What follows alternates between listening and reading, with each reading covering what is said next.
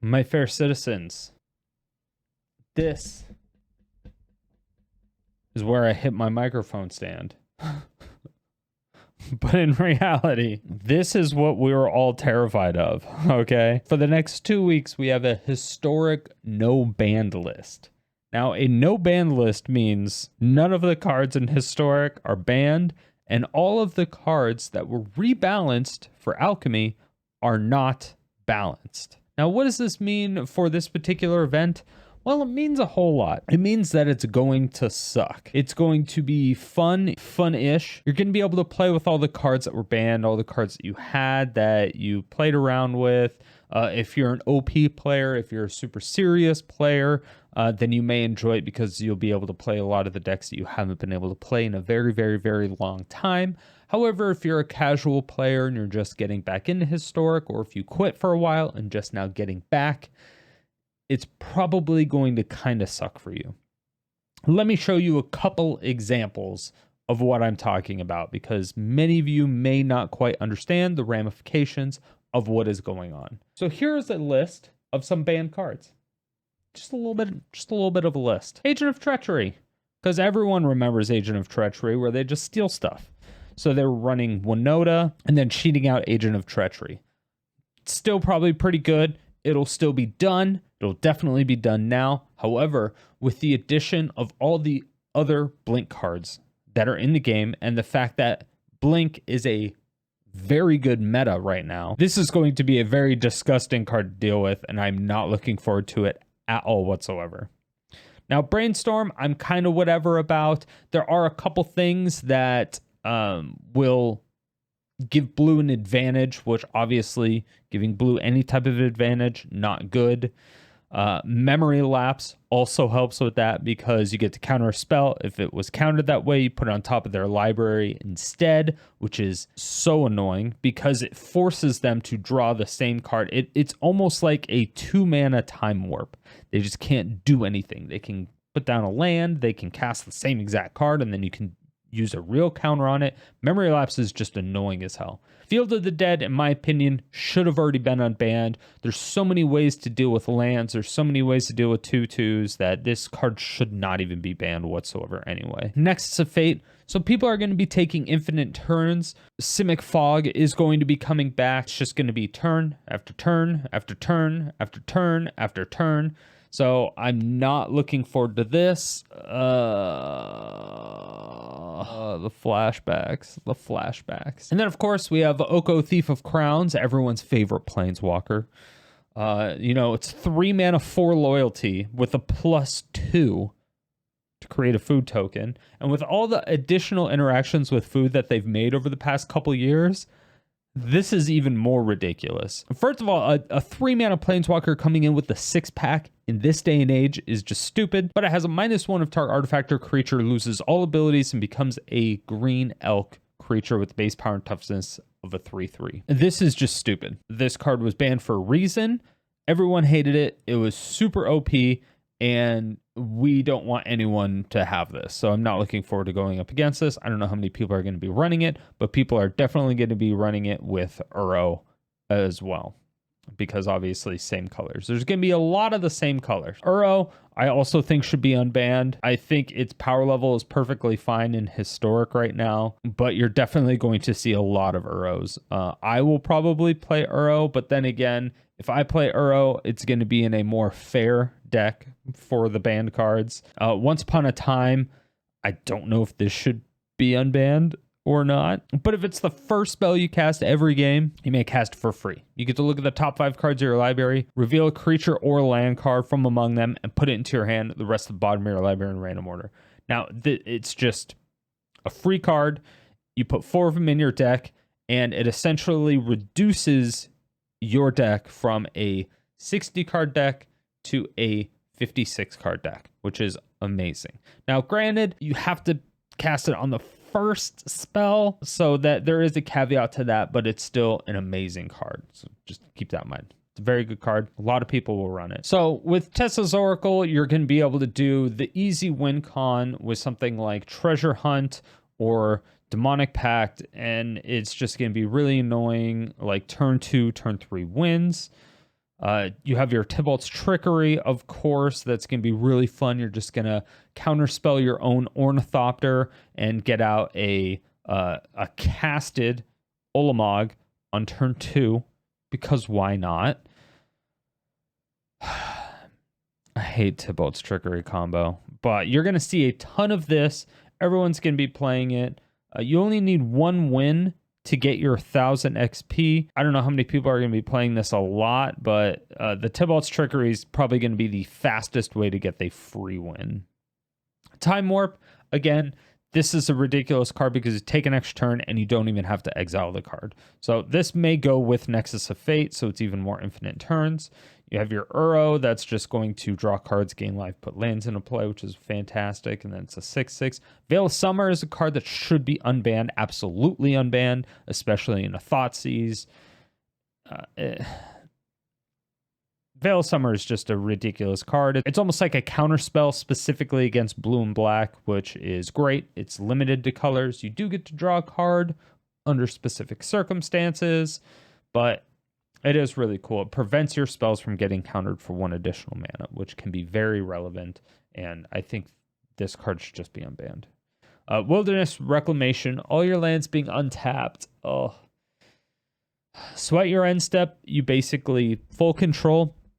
You tap all your mana, you let the Wilderness Rec trigger go off, it untaps all your mana, you float all your mana again, and then you can do some big instant, which is exactly what people were doing with Expansion Explosion. It was just an instant Expansion Explosion, and they would leave up a couple mana for a counterspell if they needed to. But for the most part, it's just a really easy card to get a ton of mana very early on to cast big instances at the end of your turn, and there's nothing they can do about it. Now, some preemptively banned cards are also going to be unbanned, like Channel. Channel is also absolutely ridiculous because until end of turn, anytime you cast activate a mana ability, you may pay 1 life. If you do, add a colorless mana.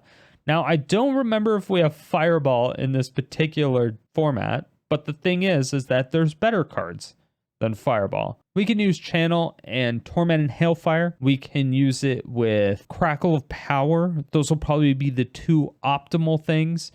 You just do 2 mana for Channel and then drain yourself for 19. So you have 19 in your mana pool. And then you use 2 black to cast Torment and Hailfire. And X equals 19. And they have to... I mean...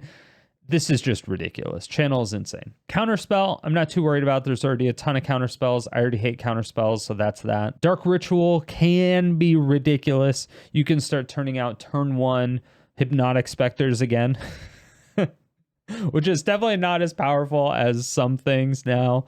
But however, a turn 1 triple Thoughtseize, that would be annoying. A turn 1 Phyrexian Arena would be pretty insane. I don't know. There's a lot of turn 1s. Plus, later on, if you get it, you can use it as a huge thing. I mean, this is a really good card. And it's an instant, which helps at sometimes. So if it's like counter target spell, unless you pay 4, but you only have 2 mana available, use Dark Ritual, adds 3, and then you tap your other land, and it's whatever. Demonic Tutor, search your library for a card, put it in your hand, shuffle.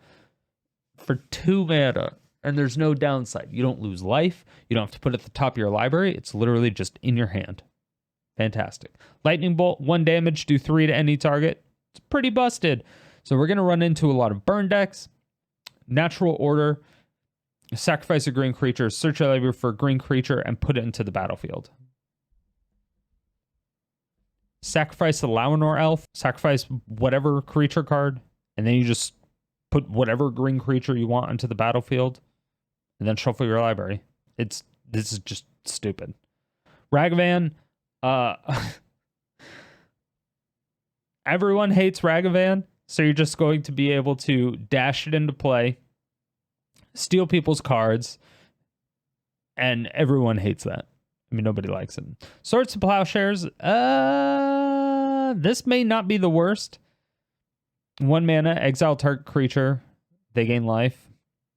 This might be balanced. This could probably actually be legal. I'm not going to lie. This could probably be legal. Specifically because it only exiles a creature and not like a creature or planeswalker. It's only creatures. This could probably be unbanned, but I don't know.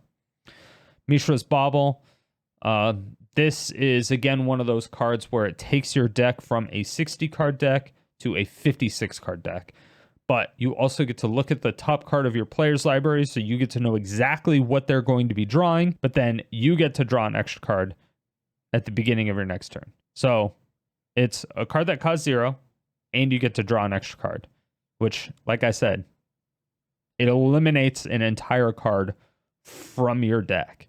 So being able to essentially thin out your deck, reducing your cards from 60 to 56, just makes your deck by default better. Plus, it's another 0 mana spell for Tybalt's Trickery, which I'm not looking forward to. Intruder Alarm, creatures don't untap. You love to see it. Whenever a creature comes into play, untap all creatures. I hate that. Land tax, this should be legal. At the beginning of your upkeep, if an opponent controls more lands than you, search library for 3 basic land cards, reveal and put in your hand. Necropotence, this is another life-based spell. You skip your draw step. Whenever you discard a card, exile the card from your graveyard. Pay 1 life, exile top card of your library face down, put that card into your hand at the beginning of your next end step. Now, this is a combo piece. I don't remember what it combos with, but this isn't even going to be around. I don't believe any of these cards are going to be around because these are the Enchanting Tale ones, which don't even come out for a few more weeks. So I think these ones, including Blood Moon, are not going to be included. So you won't have to worry about Spreading Seas, Sneak Attack, Necropotence, Land Tax, Intruder Alarm, or Blood Moon. Okay, so there are also some cards that were changed that are very good that are now going to be good again. So Teferi Time Raveler, currently in Arena, if you play Historic, it's 4 mana. It used to be 3 mana, but it says each opponent can only cast spells at a time they could play a sorcery. Now, this means you can't even respond on your turn. You can't even counter a spell on your own turn. You can't play a spell on your upkeep. You can't play a spell on combat. There's, 11 phases on each player's turn. And you can play cards on 2 of those phases. Your first main and your second main. Yeah, I think it's like there's a total of 24 phases that you could play cards if you have instances. And now you can't do anything on any of those phases except for 2, which essentially shuts down the entire game for one person. It's a really, really lame card, and it should just not exist, and that's why it was rebalanced. So I really hate this card. This card was the most annoying card ever. It's also Fires of Invention. This may make a reappearance because it's 4 mana. It turns out when it costs 5 mana, it seemed to be a little bit more expensive for people. That just enables you to play additional cards for free. This makes it to where people would play Fires of Invention, and then they would just play Wilderness Reclamation, and then the next turn they would just go off because they could play a spell that would do whatever double damage if they wanted to, and then they would float all their extra mana because they don't have to pay mana with Fires out. They would float mana, untap with Wilderness, tap again, shoot you in your face, and you were just dead. Omnath, this got changed. I don't even remember how this got changed. It just got 1 additional mana on it. Was that it? When it enters battlefield, draw a card. That's the same. Landfall. Whenever land enters battlefield under your control, you gain 4 life. Okay, second time, add 4. Third time, deals 4 damage to each opponent and each planeswalker. Yeah, okay. So this is basically the same card, just added 1 more colorless, and people decided that that was too much. But 4-color Omnath with Fires was another deck that people were running because you could play Fires and then play Omnath, which is really nice. And Winota, that was banned, or rebalanced rather. So Winota obviously is going back to the original. So Winota used to be whenever a non-human creature attacks, you get to look at the top 6 and put a human into the battlefield, tapped and attacking. Now, currently, the adjusted one, it will only trigger once. The old one could trigger 10 times if you were tagging with a bunch of elves or something. It was really, really annoying, and it was super OP. So I'm not looking forward to going up against that anymore, considering, again, this can also get Agent of Treachery, since that is a human. There's just so many things on this ban list, the preemptive ban list, and the rebalanced that is just going to completely shake up every single thing that is going to happen. So this event alone is going to be wild. I don't know how fun it's going to be for a lot of people. I think you're going to run into a lot of the same decks. I think the Tybalt's Trickery deck is probably going to be the most important because it's going to be the fastest way to get a free win. The fastest way to get out really, really big cards, and people really like that. Being able to just like turn 2 Olimog with the cast, so they have 0 lands and you have 2 lands and an Olimog is pretty powerful. It's kind of hard to deal with, so who exactly knows what's going on with it, but there are some things you could do to prevent all these. Yeah, it's just, I don't know what to feel about it. I don't know what to feel about this event yet. But let me know in the comment section below if you want to see a video of me actually playing this event in any capacity. And if you do want me to actually play it, let me know what cards you want me to use. But outside of that, just do all the YouTube stuff down there. Like, comment, subscribe. Stay salty and enjoy the video. Thank you all so much for watching. If you made it to this point, it means you either really enjoyed the video or you fell asleep and I'm waking you up now. Either way, thank you for all the support. I really do appreciate it. If you want to see more videos like this, hit that subscribe button, hit the bell notification, come out with videos 7 days a week.